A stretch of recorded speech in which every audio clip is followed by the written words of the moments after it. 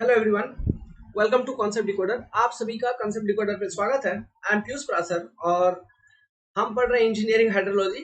Engineering hydrology के अंदर हम एक कॉन्सेप्ट देखते हैं छोटा सा। ये हाइड्रोलॉजी का कोर्स अभी तक जितना मैंने बताया, इस दौरान मैंने इस टर्म को बारंबार एक्सप्लेन किया है। फिर भी इस पर्टिकुलर वीडियो में मैं आपको और थोड़ा और डिटेल में एक्सप्लेन कर देता हूँ और इसको किस तरह से कैलकुलेट किया जाए इसका एक प्रॉपर जानकारी दे देता हूँ। तो हम पढ़ेंगे रन ऑफ। रन ऑफ क्या होता है? तो रन ऑफ क्या होता है? Run of means, let's suppose जो प्रेसिपिटेशन हुई, सुनिएगा बात को, ठीक है? उसके बाद मैं लिखा हुआ हूँ, आपको बता दूंगा, उसको आप नोट डाउन कर लीजिएगा, लेकिन पहले बात को सुनिए। मान लीजिए किसी एक कैचमेंट एरिया पे, किसी आपके एक पर्टिकुलर एरिया पे प्रेसिपिटेशन हुई, बरसात हुई। बरसात होगा तो बरसात होने के कारण कुछ इनिशियल लॉसेस होंगे। इनिशियल लॉसेस कहने का मतलब है कुछ पानी ट्री वगैरह इंटरसेप्ट कर लेगा, फिर वो लेटर बाद में इवापोरेट कर जाएगा। फिर जो बचा हुआ पानी है, ग्राउंड रेनफॉल उसको कहेंगे, वो ग्राउंड पे आएगा, ठीक है, जमीन पर। अब जमीन को भी पानी चाहिए, उसको भी सोखना है, सॉइल मॉइस्चर में डिफिशियंसी हो गया है, तो जब इनिशियली बरसात होगी कुछ इन्फिल्ट्रेशन होगा, मतलब वो एक तरह का लॉसेस हो गया है ना। तो वो इन्फिल्ट्रेट कर गया, इन्फिल्ट्रेट करेगा, जब इन्फिल्ट्रेशन उसका सेटिस्फाई हो जाएगा, मतलब ग्राउंड सॉइल का जो मॉइस्चर कंडीशन है वो फील्ड कैपेसिटी के बराबर हो जाएगा। फिर उसके बाद जो जो पानी इन्फिल्ट्रेट करेगा वो सीधा किस में जाएगा? ग्राउंड वाटर में जाएगा, ठीक है, ये प्रोसेस होगी। अब लेट्स सपोज कि इन्फिल्ट्रेशन सेटिस्फाई हो रहा है, ठीक है, तो जो भी रेट ऑफ इन्फिल्ट्रेशन है उससे ज्यादा रेट से आपका रेनफॉल हो रहा है, कहने का मतलब rainfall intensity is greater than what, your infiltration rate. अगर ऐसा हो रहा है तो आपका जो वाटर है ना, वो कुछ अमाउंट इन्फिल्ट्रेट भी करेगा एट सेम टाइम, और कुछ अमाउंट अपीयर होगा सरफेस के ऊपर, जो कि सरफेस पे फ्लो करके जो उस कैचमेंट एरिया में जो स्ट्रीम्स होंगे, नाले होंगे, ड्रेन्स होंगे, उसमें जाएंगे, और वो ड्रेन से जो पानी होते हुए जाएगा किसमें? जो मुख्य नदी उस कैचमेंट एरिया को क्रॉस करता होगा, पार कर रहा होगा, मेन स्ट्रीम, उसमें जाएगा। अब वो मेन स्ट्रीम कहीं पर जैसे समुद्र वगैरह में कहीं पे जाके मिल जाता होगा। समझ पा रहे हो? तो ये एक सिस्टम है। तो ये जो वाटर अपीयर होता है कहाँ पे? सरफेस के ऊपर, ठीक है, और फ्लो करके छोटे छोटे ब्रांच स्ट्रीम से, है ना, फ्लो करते हुए आपका जो मेन स्ट्रीम में पानी पहुंचता है, इस चीज को हम कहते हैं सरफेस फ्लो, ठीक है, सरफेस फ्लो। तो यहाँ पे सरफेस फ्लो जो है ये दो तरह से हो रहा है। क्या? देखो, हर जगह कोई जरूरी नहीं है ना कि हर जगह आपका ड्रेन है, तो मेनली लैंड के ऊपर से फ्लो होकर ड्रेन पे आ रहा है, फिर ड्रेन में फ्लो हो रहा है। तो सरफेस फ्लो दो पार्ट में डिवाइडेड है। किसमें? एक ओवरलैंड फ्लो जो लैंड के ऊपर फ्लो होकर ड्रेन में जा रहा है, दूसरा चैनल फ्लो, है ना, जो ड्रेन है उसमें जो फ्लो हो रहा है, ओपन चैनल फ्लो, उससे फिर फ्लो हो रहा है, फिर वो जाके नदी में जा रही है, फिर नदी से पानी उस कैचमेंट एरिया से बाहर निकल जाएगा। समझ पा रहे हैं आप? तो ये सरफेस फ्लो का दो हिस्सा है, ठीक है, और इसी सरफेस फ्लो को हम डायरेक्ट रन ऑफ कहते हैं। इसी चीज को क्या कहते हैं? Direct run of. और ये डायरेक्ट रन ऑफ कब अपीयर होगा? जब आपका इन्फिल्ट्रेशन रेट वगैरह सब कुछ सेटिस्फाई हो रहा है, तभी आपका डायरेक्ट रन ऑफ देखने को मिलेगा। लॉसेस सेटिस्फाई होने के बाद नहीं तो नहीं देखने को मिलेगा, ठीक है। तो that is your direct run of. तो इस कारण से क्या होगा? आपका एक रिवर में जिसमें आपका ये पानी जा रहा है कलेक्ट होके ऑफ प्रिसिपिटेशन एक किसी बरसात की, उस कारण से रिवर का लेवल बढ़ेगा, है ना। और ये इस चीज को हम स्टडी क्यों कर रहे हैं? क्यों लेवल बढ़ रहा है, बढ़ रहा है, बढ़ रहा है, बढ़ रहा है, बढ़ रहा है, बहुत ज्यादा पानी आ गया, बाढ़ आ जाएगा। हमको इन सब चीजों का एनालिसिस करना है ना, कि कितना इस प्रिसिपिटेशन के कारण, इस बरसात के कारण, इस कैचमेंट एरिया को कंसिडर करते हुए, depending on different factors of the catchment area, soil moisture condition, catchment area का स्टीपनेस, कहने का मतलब उसका स्लोप, है ना, कैचमेंट एरिया का ड्रेनेज डेंसिटी, इन सब चीजों को मैंने इससे पहले वाले वीडियो लेक्चर्स में एक्सप्लेन किया है ना। तो डिपेंडिंग ऑन दिस फैक्टर कितना रन ऑफ आपका डेवलप होगा, ओके, आपको ये पता लगाना जरूरी है, ताकि फ्लड कंडीशन जो डेवलप जनरेट हो सकता है उससे आप अपने कैचमेंट एरिया को प्रिवेंट कर पाओ, बचा पाओ। समझ पा रहे हैं? तो लिखिए, रन ऑफ के बारे में शुरू करिए। This is defined as flowing of water from, flowing away of water from a catchment area. Catchment area से पानी का बाहर निकालना, इसी को हम रन ऑफ कहते हैं। Total run of consist of दो पार्ट। टोटल रन ऑफ जो होता है, टोटल रन ऑफ का बात कर रहा हूँ ये। तो जो टोटल रन ऑफ है ये दो तरीका होता है, okay, it is of two type. अब वो टू टाइप कौन कौन से हैं? एक होता है डायरेक्ट रन ऑफ, ठीक है। डायरेक्ट रन ऑफ में दो पार्ट्स आते हैं, सरफेस फ्लो का, दूसरा आता है प्रॉम्प्ट इंटरफ्लो, या फिर जिसको हम कहते हैं सब सरफेस फ्लो। कभी कभी ऐसा है किसी किसी किताब में, किसी किसी बुक्स में जब आप पढ़ोगे तो आप ये देखोगे कि सरफेस फ्लो और प्रॉम्प्ट इंटरफ्लो या फिर सब सरफेस फ्लो वो दोनों को मिला के हम सरफेस फ्लो ही कहते हैं, ठीक है। लेकिन अगर डिटेल में जानोगे तो ये दो अलग अलग तरीके हैं, दो अलग अलग तरीके से पानी का फ्लो होता है। एक जमीन के ऊपर फ्लो होता है, दूसरा जमीन के जस्ट नीचे, ग्राउंड के जस्ट सरफेस के जस्ट नीचे फ्लो होके नदी में पहुंचती है, उसको सब सरफेस फ्लो या फिर प्रॉम्प्ट इंटरफ्लो कहा जाता है। वो भी एक तरह का डायरेक्ट रन ऑफ है। ओके, अब सरफेस फ्लो में क्या आ जाएगा, इसमें आ जाएगा फिर दो हिस्सा हो जाएगा, ओवरलैंड फ्लो, ओवरलैंड फ्लो, ठीक है। और सरफेस पे कैसे फ्लो हो रहा है, ओपन चैनल फ्लो, ओसीएफ, है ना, जो स्ट्रीम्स में, नाले में, इसके थ्रू से फ्लो हो रहे हैं, that is open channel flow. वो भी ग्राउंड के सरफेस के ऊपर फ्लो हो रहा है, समझ में आ रहा है। दूसरा जो फ्लो होता है रन ऑफ में जो कंट्रीब्यूट करता है, इट इज बेस फ्लो, ठीक है। अब चलिए इनको हम देखते हैं डिटेल में। इसका एक डायग्राम मैं आपको बना देता हूँ। लेट्स सपोज कि एक कैचमेंट एरिया है, ये इस तरह के कैचमेंट एरिया में बता रहा हूँ, यहाँ पे इस तरह का नदी है, ठीक है। तो ये नदी है और ये नदी में आपका ये वाटर लेवल है, क्लियर है। नाउ अभी होगा क्या कि प्रेसिपिटेशन हुई, बरसात वगैरह हुआ, तो बरसात होने के बाद देखो, अब लेट्स सपोज कि ग्राउंड वाटर टेबल आपका यहाँ पे है, ये आपका ग्राउंड वाटर टेबल है GWT, ठीक है। बरसात हुई, पानी इन्फिल्ट्रेट करेगा, ठीक है, पानी इन्फिल्ट्रेट कर रहा है, इन्फिल्ट्रेट कर रहा है इस सॉइल का, ये जो अगल बगल ये जो सॉइल है, इसका जो सॉइल मॉइस्चर डिफिशियंसी है, इसको ये फुलफिल कर रहा है वो इन्फिल्ट्रेशन के कारण। मतलब इस सॉइल का जो मॉइस्चर कंटेंट है उसको फील्ड कैपेसिटी के बराबर लेके आ रहा है। फील्ड कैपेसिटी क्या है, मैंने बार बार बताया है, field capacity is that content of moisture that the soil can hold against the force of gravity. Against the force of gravity कहने का मतलब क्या है कि पानी को ग्राउंड वाटर टेबल में जाने नहीं देता और अपने में जकड़ के रखता है, मतलब सॉइल सैचुरेट हो जाता है एक तरह का, क्लियर है। तो that is that moisture content is field moisture content. और फील्ड मॉइस्चर कंटेंट पे अगर आपका सॉइल है और ऐसे सॉइल में अगर आप एग्रीकल्चर कर रहे हो, क्रॉप लगा रहे हो, तो प्लांट का जो कंजम्पटिव यूज है, मतलब जितना प्लांट को पानी चाहिए उतना पानी उसको अवेलेबल होगा, वो यूज कर पा रहा होगा। तो इस केस में जो इवेपो ट्रांसपिरेशन हो रही होगी उसको हम पोटेंशियल इवेपो ट्रांसपिरेशन कहते हैं, PET, which is one type of maximum loss of water, ठीक है। ब्लेनी क्रिडल इक्वेशन, ओके, को यूज किया जाता है उसको निकालने के लिए, क्लियर है। याद है वो सब, पेनमैन इक्वेशन को यूज किया जाता है उसको निकालने के लिए, इवेपो ट्रांसपिरेशन को, ठीक है। मैंने ये बताया था आपको, ये सब नाम पूछा जाएगा। फिर पेनमैन इक्वेशन किस पे डिपेंड करता है, एनर्जी बैलेंस मास ट्रांसफर पर, ये सब भी पूछा जाएगा। ब्लेनी क्रिडल इक्वेशन क्या है, ये वो एक तरह का इंपेरिकल इक्वेशन था, ठीक है। ये सब हमने लॉसेस में एक्सप्लेन किया है डिटेल में। वेल, तो जब इन्फिल्ट्रेशन होगा तो ये सॉइल मॉइस्चर डिफिशियंसी फुलफिल होगी। फिर मान लो कि rainfall intensity was greater than infiltration rate, तो जब प्रेसिपिटेशन हुई, रेनफॉल हुई, उसी दौरान आपका पानी रन ऑफ के रूप में भी अपियर होगा। तो जो पानी रन ऑफ के रूप में अपियर हो रहा है वो इस सरफेस के ऊपर से ऐसे ऐसे फ्लो कर जाएगा थ्रू दी ओवरलैंड फ्लो, या फिर जो भी स्ट्रीम्स वगैरह है उसके थ्रू से फ्लो करते हुए आपका इस नदी में पहुंच जाएगा, ठीक है। ये देखो, और कुछ पानी ऐसा होगा जो जस्ट इस सरफेस के नीचे रहेगा और इधर से फ्लो करेगा जस्ट सरफेस के नीचे, ठीक है। ये दूसरा पार्ट हुआ, ठीक है। तो ये जो पहला वाला है इसको हम कहेंगे सरफेस फ्लो, सरफेस फ्लो। और जो दूसरा वाला है, ठीक है, जो ग्राउंड के नीचे है, इसी को हम कहते हैं प्रॉम्प्ट इंटरफ्लो, प्रॉम्प्ट इंटरफ्लो।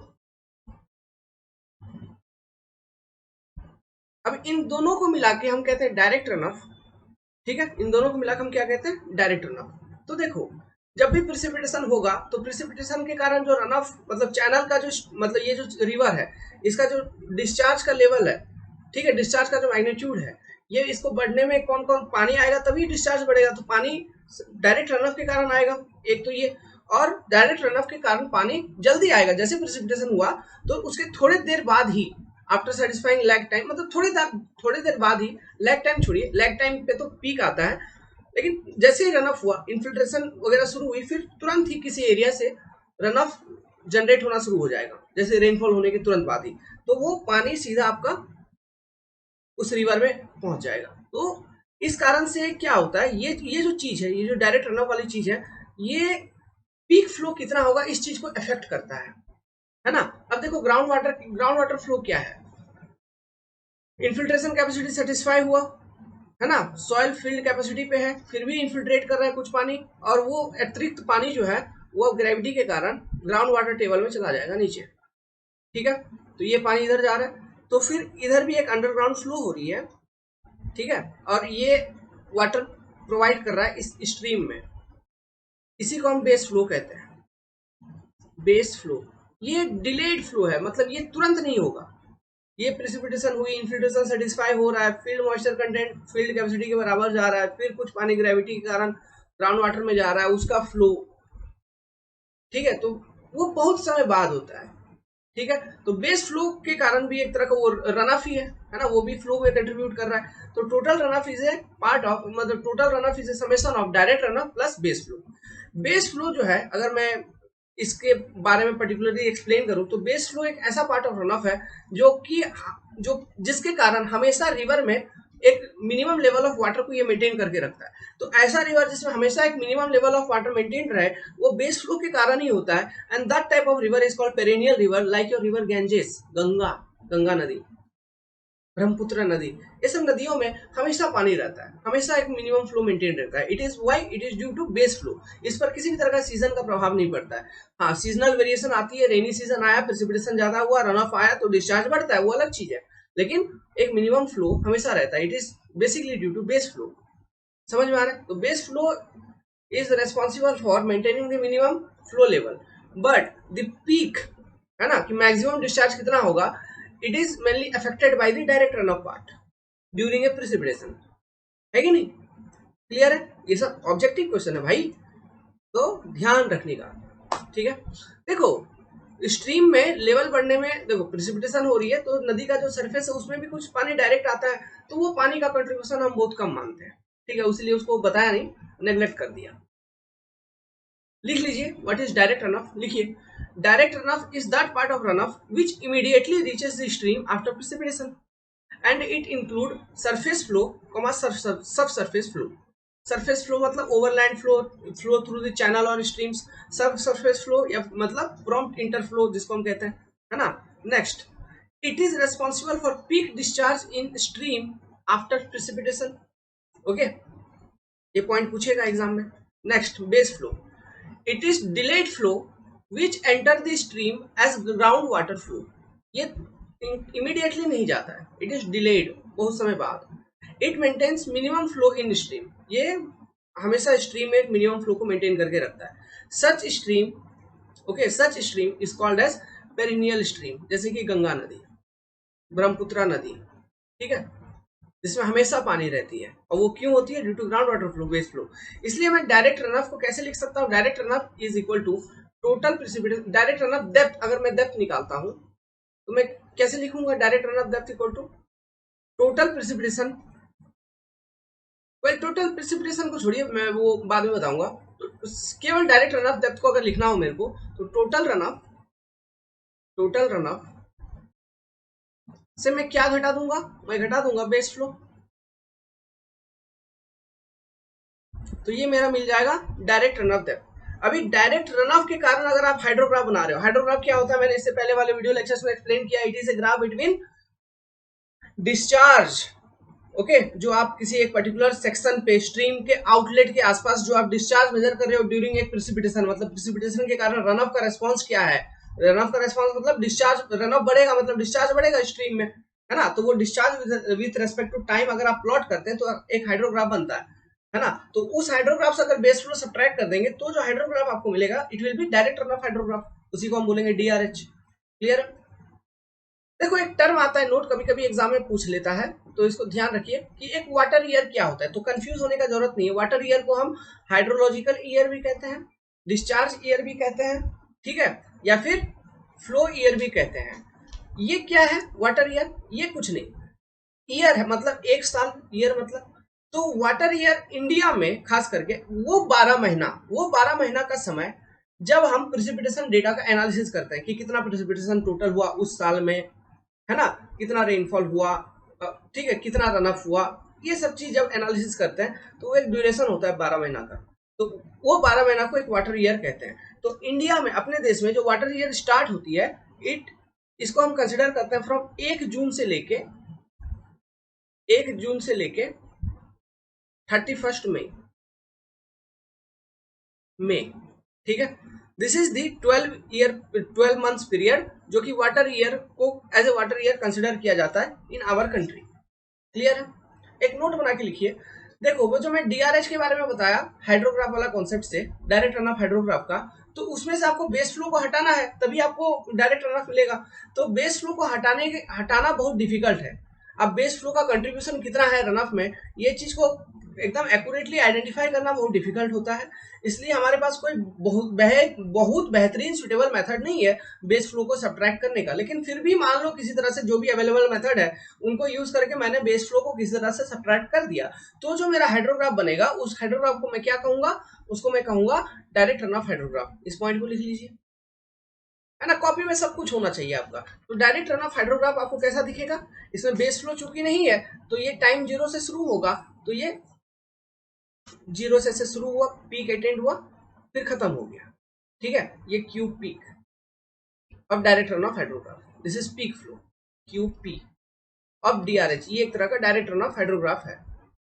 ओके, अगर इसी में बेस फ्लो को ऐड कर दिया जाता तो फ्लड हाइड्रोग्राफ, उसको हम कहते हैं क्या, फ्लड हाइड्रोग्राफ। वो कैसे दिखता है, ये बेस फ्लो एक मिनिमम फ्लो मेंटेन्ड है, फिर ये डायरेक्ट रन ऑफ, फिर ये मिनिमम फ्लो पे रिवर है। तो this is your flood hydrograph, this is flood hydrograph जिसमें direct run off plus base flow दोनों का कंट्रीब्यूशन है। ये हाइड्रोग्राफ किसके बीच का ग्राफ होता है, डिस्चार्ज वर्सेस टाइम, है ना, discharge versus time. Direct run of hydrograph को हम इफेक्टिव रेनफॉल हाइड्रोग्राफ भी कहते हैं या फिर excess rainfall hydrograph. Okay, effective rainfall hydrograph या फिर एक्सेस रेनफॉल हाइड्रोग्राफ भी कहा जाता है, ध्यान रखना है।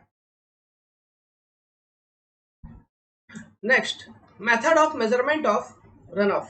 रन ऑफ को हम कैसे मेजर करते हैं, देखो मैं कुछ मेथड का नाम बताऊंगा, वो मेथड का नाम याद रखना है क्योंकि हर एक मेथड से हम कुछ कुछ क्वेश्चन सॉल्व करेंगे आगे चल के। ठीक है, क्योंकि एग्जामिनेशन में आ सकता है, तो हर एक मेथड को हम समझेंगे, उसको एक क्वेश्चन भी सॉल्व करेंगे।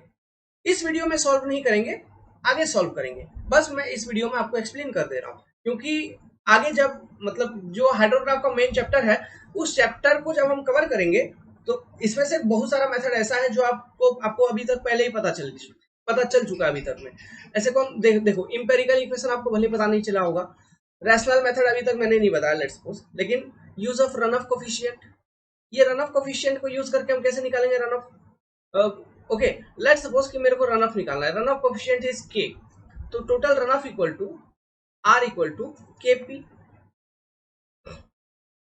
रन ऑफ इक्वल टू ये पी क्या है, टोटल प्रेसिपिटेशन डेप्थ, और के क्या है, it is run off coefficient. अब ये जो रन ऑफ कोफिशिएंट है मतलब कि कितना जो भी पानी आ रहा है प्रेसिपिटेशन उसका टोटल कितना पानी रन ऑफ के रूप में फ्लो हो जा रहा है, ये एक कोफिशिएंट। समझ पा रहे हो? ठीक है, ये कोफिशिएंट मतलब it is ratio of run off coefficient को अगर डिफाइन करोगे it is ratio of run of divided by total precipitation. ठीक है, तो अगर किसी कैचमेंट एरिया समझना है रन ऑफ कोफिशिएंट मेथड को, ये उसका फॉर्मूला है आर इक्वल टू केपी। आराम से समझो, देखो किसी एक कैचमेंट एरिया का रन ऑफ कोफिशिएंट आपको पता है गलती से, ठीक है, इसका एक थ्योरी है इसके पीछे, हमारे पास एक टेबल है ना। तो अगर आपको पता है तो आप उस एरिया पे जो प्रेसिपिटेशन हुई आप उसका मेजर ले लिए by using rain gauge, measurement ले लिया, फिर रन ऑफ कितना प्रोड्यूस होगा ये आप इजीली कैलकुलेट कर लोगे। कैसे, by multiplying the run off coefficient value with the precipitation, जितना भी फ्लो हुआ वो as a run off produce होगा। तो ये रन ऑफ कोफिशिएंट अगर मेरे को पता है तो ही मैं कर पाऊंगा, है ना, तो इससे निकल जाएगा। तो इस मेथड को हम कैसे कंडीशंस के लिए यूज करते हैं, देखो छोटे छोटे ब्रिज, है ना, छोटे छोटे कलवर्ट्स, ऐसे एरियाज को डिजाइन करने के लिए, मतलब ऐसे एरियाज के लिए हम कितना रन ऑफ आएगा, देखो रन ऑफ निकालने का मतलब है उस नदी में कितना पानी आएगा उस एरिया से ड्यूरिंग ए प्रेसिपिटेशन, मतलब उसका पीक डिस्चार्ज कितना होगा, ये चीज हमको पता चल रहा होगा, है ना। तो स्टैंडर्ड प्रोजेक्ट फ्लड, इन सब चीजों को आइडेंटिफाई करने में हमको मदद होता है, मतलब फायदा, मतलब काम करता है ये रन ऑफ, है ना। वो चीज क्या है, मतलब फ्लो क्या है, रन ऑफ ही तो है। जो भी फ्लो होगा वो सारा का सारा पानी नदी में ही पहुंचेगा, तो नदी में पहुंचेगा, उसी पे आप कलवर्ट बना रहे हो, पुलिया बना रहे हो, ब्रिज बना रहे हो, तो उसके लिए कितना पानी कितना लेवल आएगा मैक्सिमम डेप्थ वो हम निकाल लेंगे depending on cross section area वगैरह। तो उसी के अकॉर्डिंग ब्रिज मेरे को उस लेवल के ऊपर, मेरा जो ब्रिज का स्लैब होना चाहिए, गटर होना चाहिए, उसके ऊपर होना चाहिए, तो उसी का हाइट का मैं कॉलम बनाऊंगा, पियर बनाऊंगा। समझ पा रहे हो? तो इन सब चीजों को डिजाइन करने के लिए आपको वो पीक फ्लो का वैल्यू चाहिए, तो पीक फ्लो का वैल्यू आप कहां से निकाल पाओगे, रन ऑफ से ही निकाल पाओगे। तो उसी के लिए हमको रन ऑफ कैलकुलेट करना है। तो ये छोटे छोटे ब्रिज को, है ना, छोटे छोटे स्मॉल कैचमेंट एरिया के लिए ये ज्यादा अप्लीकेबल है। और स्मॉल कैचमेंट देखो, इस मेथड में रन ऑफ कोफिशिएंट कितना होगा ये किसके ऊपर डिपेंड करेगा? ये डिपेंड करेगा सॉइल कंडीशन के ऊपर, कैचमेंट का सॉइल कंडीशन कैसा है ना। इनिशियल लॉसेस को भी इंक्लूड करना है, उसमें प्रेसिपिटेशन हुआ तो इन्फिल्ट्रेशन भी होगा, इन सब चीजों को भी इंक्लूड करना है ना। तो ये रन ऑफ कोफिशिएंट का वैल्यू निकालने में ये सब चीज थोड़ा प्रॉब्लम करता है। इसलिए ये method is best suitable for those type of catchment area जहां पर सॉइल जो है इट इज इम्परवियस, मतलब सॉइल का परमिएबिलिटी काफी कम है। सॉइल का अगर परमिएबिलिटी काफी कम है तो सॉइल में वाटर जल्दी पेनिट्रेट नहीं करेगा। अगर सॉइल में वाटर जल्दी पेनिट्रेट नहीं करेगा तो मैक्सिमम जो भी प्रेसिपिटेशन हो रही है वो जमीन के अंदर ना जाके सरफेस के ऊपर ही फ्लो करेगा, है ना। तो ये सरफेस के ऊपर फ्लो करने वाला चीज जो मैंने बताया था हाइड्रोग्राफ में, एक चीज बताया था कि ये predominant in small type of catchment. तो जनरली ये जो रन ऑफ कोफिशिएंट मेथड है it is generally used for small type of catchment. और उसमें भी उस कैचमेंट का जो सॉइल है इट इज इम्परवियस। अब इम्परवियस टाइप ऑफ कैचमेंट और स्मॉल आपको कहाँ पे मिलता है? अर्बन एरियाज में, क्योंकि अर्बन एरियाज में आपका बहुत सारे कॉन्क्रीट इम्परवियस सरफेस का जो मैग्नीट्यूड है ये ज्यादा होता है, इसका डेंसिटी ज्यादा होता है। जस्ट ए मिनट, ये कुछ आ गया, एंटीवायरस का बात है। अर्बन एरियाज में इसका इंटेंसिटी ज्यादा होता है। तो अर्बन एरियाज में कोई पुलिया, कलवर्ट, इन सब चीजों का अगर आपको डिजाइन करना है और वहां पे आपको ये निकालना है कि पीक फ्लो कितना होगा, रन ऑफ कितना डेवलप हो रहा है ओवरऑल, तो उसको निकालने के लिए हम उस स्मॉल छोटा सा अर्बनाइज्ड एरिया के लिए हम ये मेथड को अप्लाई करते हैं, छोटे छोटे चीजों को डिजाइन करने के लिए। जैसे कि स्ट्रॉम वाटर सीवर अगर आपको डिजाइन करना है कि उस सीवर में टोटल रन ऑफ कितना कलेक्ट होगा उस छोटे से एक शहर के लिए या फिर एक कॉलोनी के लिए, तो वहां पे आप सिंपली ये मेथड को अप्लाई करिए। एग्जाम में पूछेगा, ठीक है। फिर नहीं बोलना कि सर ने बताया नहीं था, सब बताता हूं मैं, है ना, अच्छे से बताता हूँ। हाँ, बहुत बकवास नहीं करते लेकिन समझाना पड़ता है। इसी चीज को मैं अगर नहीं समझाता तो मैं डायरेक्टली लिखवा देता तो लॉजिक नहीं बन पाता। देखो एक्चुअली क्या होता है, रन ऑफ कोफिशिएंट को जब आप निकालते हो तो इन्फिल्ट्रेशन ये सब इनिशियल लॉसेस वगैरह को कंसिडर करना है, तो उसको कंसिडर करके रन ऑफ कोफिशिएंट निकालना बहुत डिफिकल्ट हो जाता है। और बड़े कैचमेंट एरिया में सोचो ये निकालना तो बहुत डिफिकल्ट हो जाएगा इसका मेजरमेंट। तो इसलिए एक तो ये छोटे कैचमेंट एरिया के लिए ये मेथड सुटेबल है। और वो भी क्यों? इम्परवियस होने के कारण क्या होता है, रन ऑफ कोफिशिएंट का जो वैल्यू है ये 1 के आसपास होता है, यूनिटी के आसपास होता है। जैसे 0.9 हो गया, 0.95 हो गया, तो 1 के करीब करीब है। तो जिस कारण से आपका क्या हुआ, जो रिजल्ट है वो थोड़ा अच्छा मिलता है। एरर तो है लेकिन फिर भी एक लॉस, एक बेसिक लॉस को कंसिडर करते हुए फिर भी एक परफेक्ट रिजल्ट ये देता है और इसको जनरली यूज किया जाता है। ओके, नेक्स्ट यूज, हाँ कि नाम याद रखना, छोटा कलवर्ट, स्ट्रोम सीवर, ये सब चीजों को डिजाइन करने के लिए for small applicable for small catchment area having impervious type of soil. So generally it is confined to used in urban areas, क्योंकि वहां पे impervious surface का जो क्वांटिटी मैग्नीट्यूड है वो ज्यादा होता है। नेक्स्ट फोर्थ, हम कैसे निकाल सकते हैं? नेक्स्ट मेथड क्या है? Use of infiltration curve. ये सब बताऊंगा, ये सब जो इंपेरिकल इक्वेशंस है, रैशनल मेथड है, ये सब आएंगे during the course, during the preparation, वो सब आएगा, ठीक है। एक ऑर्डर में बताऊंगा, कोई हो सकता है आगे पीछे में बताऊं लेकिन एक लॉजिक बिल्डअप करते हुए बताऊंगा। पहले मेरे को जैसा लगेगा, जो चीज पहले पढ़ना चाहिए वो चीज मैं पहले बताऊंगा, ठीक है, कोरिलेट करके। ओके, अभी हाइड्रोग्राफ जैसे मैं शुरू किया हूं तो हाइड्रोग्राफ इसलिए मैं बता रहा हूं, हाइड्रोग्राफ मतलब ज्यादा और डिटेल में जाने से पहले ये रन ऑफ वाला चैप्टर इसलिए लेके आ रहा हूं ताकि आप समझ पाओ ये रन ऑफ हाइड्रोग्राफ को निकालने के लिए हम हाइड्रोग्राफ का एनालिसिस हमको क्यों करना है बेसिकली, ठीक है। इसमें आप देखोगे एक मेथड है हाइड्रोग्राफ, ओके, जिसको यूज करके हम रन ऑफ निकाल सकते हैं। इसलिए मैं ये चीज आपको लिखवा रहा हूँ ताकि इसके बाद मैं सीधा हाइड्रोग्राफ शुरू कर दूं। अब ये रन ऑफ कोफिशिएंट वाला मेथड जो था ये यहीं पे मुंह से एक्सप्लेन कर दिया। इस पर हमने क्वेश्चन भी सॉल्व किया हुआ है हाइड्रोलॉजी में, ठीक है, इनिशियली स्टार्टिंग में ही just using this simple formula. आपको क्वेश्चन दिया होगा, आप रेनफॉल डिस्ट्रीब्यूशन दिया होगा, ठीक है, कैचमेंट एरिया पे आपको पी एवरेज रेनफॉल कैलकुलेट करना है by using A proper method. अब कैलकुलेट करने के बाद आपको रन ऑफ निकालना है। क्वेश्चन में रन ऑफ कोफिशिएंट की वैल्यू दी होगी तो k इंटू पी मल्टीप्लाई कर दोगे तो रन ऑफ निकल जाएगा, सिंपल है। क्लियर है? तो very basic method. Now infiltration वाले क्वेश्चन में, इन्फिल्ट्रेशन वाला चैप्टर में हमने आपको ये बताया था रेनफॉल हाइटोग्राफ क्या होता है। It is a plot between rainfall intensity versus duration, है ना। तो उस हाइटोग्राफ को यूज करके उसमें infiltration curve, Horton infiltration curve या फिर fine index and W index का कॉन्सेप्ट को सुपर यूज करके हम ओवरऑल रन ऑफ कैलकुलेट कर सकते हैं। तो ये एक मेथड है, use of infiltration curve and infiltration index. इस पर हमने क्वेश्चन किया हुआ है, उसी तरह का क्वेश्चन आएंगे आगे भी चल के, क्वेश्चन और सॉल्व करवा देंगे, ठीक है। लेकिन मेरा प्राइम ऑब्जेक्टिव है अभी हाइड्रोग्राफ का चैप्टर को पढ़ाना। नेक्स्ट जो मेथड है इसमें वो क्या है, it is use of hydrograph and unit hydrograph. ये जो मेथड है इसको हम अभी डिटेल में देखेंगे थोड़ा देर बाद ही, ठीक है, मतलब नेक्स्ट वीडियो में देखेंगे हो सकता है, लेकिन देखेंगे। नेक्स्ट जो है it is rainfall run of correlation. मैं ये बताऊंगा आपको, ठीक है, यूज ऑफ हाइड्रोग्राफ, सब मेथड बताऊंगा। क्लियर? इसमें से दो मेथड हमने पढ़ चुका है, कौन सा, use of run off coefficient, इस पे क्वेश्चन सॉल्व कर लिया है, सिंपल मेथड है। इसके एप्लीकेशंस को भी मैंने आपको एक्सप्लेन कर दिया। इन्फिल्ट्रेशन कैपेसिटी कर्व या फिर infiltration index, fine index W index का कॉन्सेप्ट को यूज करके कैसे हम निकालेंगे, ये चीज भी हमने देख लिया है। अब बचा empirical equation and rational method. तो एक चैप्टर और आता है फ्लड, जिसको हम कहते हैं फ्लड एनालिसिस, ठीक है। जब वो चैप्टर में पढ़ाऊंगा तो उसमें इन इक्वेशन को एक्सप्लेन करूंगा, क्योंकि यहाँ जो इक्वेशन यूज होगा और वहां जो इक्वेशन यूज होगा दोनों लगभग सेम है। तो मैं दो बार अलग अलग टाइम क्यों बताऊं, तो वहां पर जब मैं बताऊंगा तो ये चीज को एक्सप्लेन कर दूंगा, ठीक है।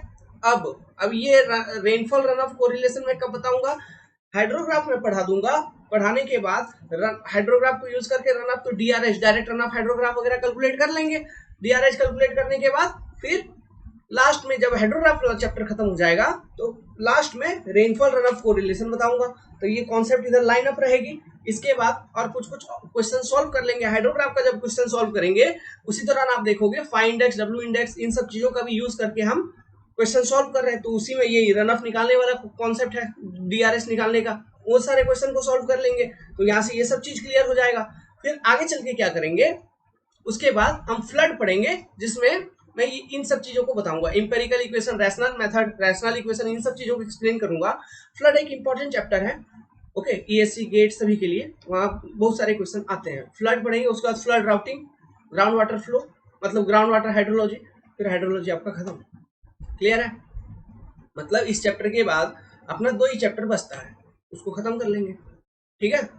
सो तो ये भी एक मेथड है, तो यूज ऑफ हाइड्रोग्राफ या फिर यूनिट हाइड्रोग्राफ, ठीक है। तो इसी को चलिए इसी को आगे बढ़ाते हैं। तो जैसे कि मैंने आपको पहले ही बता रखा कि हाइड्रोग्राफ क्या होता है, it is a graph between discharge and what time, okay, it is called as a hydrograph. Hydrograph में हमको रन ऑफ निकालना है, तो बेसिकली हमको डायरेक्ट रन ऑफ हाइड्रोग्राफ से मतलब है। तो डायरेक्ट रन ऑफ हाइड्रोग्राफ में हम क्या करेंगे, बेस फ्लो को डायरेक्ट मतलब फ्लड हाइड्रोग्राफ से बेस फ्लो को सब्ट्रैक्ट कर देंगे तो हमको मिलेगा डीआरएच, ओके। अब डीआरएच जो होगा उसका जब हम एरिया कैलकुलेट कर लेंगे, ठीक है, मतलब let's suppose this is your hydrograph, एक डीआरएच है, डायरेक्ट रन ऑफ हाइड्रोग्राफ। तो एरिया अंडर दिस, ठीक है, लेट्स सपोज इसका यूनिट इधर क्या है, क्यू, ठीक है, जिसका यूनिट होगा क्यू, मीटर क्यूब पर सेकेंड, लेट्स सपोज, ओके। और ये यहाँ पे टाइम दिया हुआ है, ठीक है। तो अगर एरिया अंडर दिस कर्व, ये डीआरएच का कर्व है, अगर एरिया अंडर दिस कर्व मैंने कैलकुलेट कर लिया किसी तरह इसका एरिया, तो ये मेरे को क्या देगा, एरिया देखो y axis into x axis करना है तो ही मेरे को एरिया मिल जाएगा। तो y गुना x करूंगा तो ये मेरे को देगा q, ठीक है, नहीं क्यू नहीं, लेट्स सपोज मैं कह रहा हूं उसको V R, volume of direct run off, Q देखो क्यू मीटर क्यू किस में है, मीटर क्यूब पर सेकेंड में, और ये जो एक्स एक्सिस है ये टाइम का एक्सिस है, तो टाइम टाइम इधर उधर खत्म हो जाएगा ना, तो मेरे को जो वी आर बचेगा ये किस में बचेगा, वॉल्यूम मीटर क्यूब में बचेगा इसका एरिया। तो ये क्या होगा, it is the total volume of run of, कि कितना वॉल्यूम उस टाइम पीरियड में एज ए रन ऑफ आया। अभी आपको रन ऑफ डेप्थ निकालना है, तो जो भी कैचमेंट एरिया के लिए आपने ये फाइंड आउट किया, ये वॉल्यूम ऑफ रन ऑफ इतना एम्पियर हुआ है, उस कैचमेंट एरिया का एरिया को हम डिवाइड कर देंगे, समझना। ये सारे क्वेश्चन गेट में, ईएससी में, एसएससी में बहुत सारा देखने को मिलेगा ऑब्जेक्टिव। इसी में इसमें भी बच्चे को कंफ्यूजन होता है, तो यही कॉन्सेप्ट है। इसका एरिया मल्टीप्लाई किया, सॉरी जब एरिया निकाला तो वॉल्यूम निकला, उससे हमने कैचमेंट एरिया को डिवाइड कर दिया। कैचमेंट एरिया जैसे उसका एरिया मीटर स्क्वायर या फिर किलोमीटर स्क्वायर के फॉर्म में यूनिट होगा, जो भी होगा इसको एक होमोजेनस यूनिट में कन्वर्ट करने के बाद हमने उसको डिवाइड कर दिया। तो मेरे को ये क्या निकलेगा overall, direct run off depth, direct run off depth. Okay, ये निकल जाएगा, समझ आ रहा है। तो इस तरह से हम डायरेक्ट रन ऑफ कैलकुलेट करते हैं by using hydrology concept, sorry hydrograph concept. So ये हाइड्रोग्राफ कॉन्सेप्ट को आगे बढ़ाएंगे, यूनिट हाइड्रोग्राफ क्या है वो सब चीजें सीखेंगे, डायरेक्ट रन ऑफ हाइड्रोग्राफ को कैसे कैलकुलेट करना है ये कॉन्सेप्ट सीखेंगे, ये इसका एरिया कैसे निकालना है, इन सब चीजों को सीखेंगे। मैं डिफरेंट फॉर्मूलाज बताऊंगा, फॉर्मूलाज कहने का मतलब डिराइव करके दिखाऊंगा आपको, बताऊंगा नहीं, डिराइव कर दूंगा ताकि आपको याद ना रखना पड़े, बार बार भूलो नहीं। Okay, I will derive you the formulas, clear है। सो ये सब चीज हम अब नेक्स्ट वीडियो में शुरू करेंगे in detail the hydrograph analysis. अब से पहले तक हाइड्रोग्राफ का मैंने जो थ्योरेटिकल पार्ट बताया था कि फैक्टर्स अफेक्टिंग हाइड्रोग्राफ वगैरह, उसमें से शॉर्ट नोट्स ऑब्जेक्टिव क्वेश्चन भरपूर आएंगे, तो उनको भूलना नहीं है, ठीक है। और बाकी आगे के एनालिसिस में उसका ज्यादा कोई यूज नहीं है, ठीक है। आगे के एनालिसिस में मैं बता दूंगा सिंपली। हाँ, यूनिट हाइड्रोग्राफ का जो थ्योरी होगा उसमें कुछ एजम्पशंस होंगे, उनको ध्यान रखना है, वो आगे चल के बताऊंगा मैं नेक्स्ट वीडियो में। Hope you like this video. अगर लाइक आता है, अगर आपको पसंद आता है तो वीडियो को लाइक करिए, चैनल को सब्सक्राइब करिए, बेल आइकन जरूर दबाइए फॉर लेटेस्ट अपडेट। हाइड्रोलॉजी की जो paper, it is paid paper and the enrolment fee for engineering hydrology is ₹799, sorry 699 only. You can download our Android app from Play Store, Concept Decoder, and you can contact me at this contact number 7008 420 353। इसी contact number से हमारा WhatsApp, Telegram सब कुछ जुड़ा हुआ है, आप वहाँ पे आ सकते हैं ताकि आपका जो भी डाउट है रिलेटेड टू एग्जामिनेशन या फिर रिलेटेड टू एनी क्वेश्चन, वहाँ पे आपका क्लियर हो जाए प्रॉपर टाइम पे, सुटेबल टाइम पे। अगर आप डिमोटिवेट हो रहे हैं, आपको मोटिवेशन भी मिलेगा। ओके, देखो परेशानी जीवन में सबका रहता है, तो परेशान नहीं होना है। एक कहानी इससे पहले वाले वीडियो में सुनाया था ना कि इंडिया एक ऐसा देश है जहां कोई भी काम करने जाओ, उसमें हर काम में आप सोचोगे कि this idea is very much unique for me, नहीं, उधर भी कोई ना कोई वो आइडिया को सोच के बैठा है। हर जगह कंपटीशन है, हर जगह। सो कंपटीशन तो है ही, तो कोई भी चीज आसानी से नहीं मिलता है। हर चीज को प्राप्त करने के लिए एक डेडिकेटेड हार्ड वर्क, मेहनत। आजकल कहते हैं ना लोग स्मार्ट वर्क करो, ऐसे करो वैसे करो, इन सब चीजों का कोई मतलब नहीं है। जो सिलेबस में है सब पढ़ो, प्रीवियस ईयर एग्जाम में जितने क्वेश्चन आए सब सॉल्व करो, जो भी एग्जाम आने वाला है उससे रिलेटेड जब आपने कॉन्सेप्ट तैयार कर लिया, प्रिपरेशन आपका पूरा पक्का है, जो भी आगे एग्जाम आने वाला है वो टेस्ट सीरीज को अटेम्प्ट करिए। डिफरेंट बहुत सारे कोचिंग है दुनिया में, ठीक है, लीजिए उनका टेस्ट सीरीज। हमारा टेस्ट सीरीज अभी नहीं है, होप कि इन फ्यूचर आएगा। Now we are uploading the content only.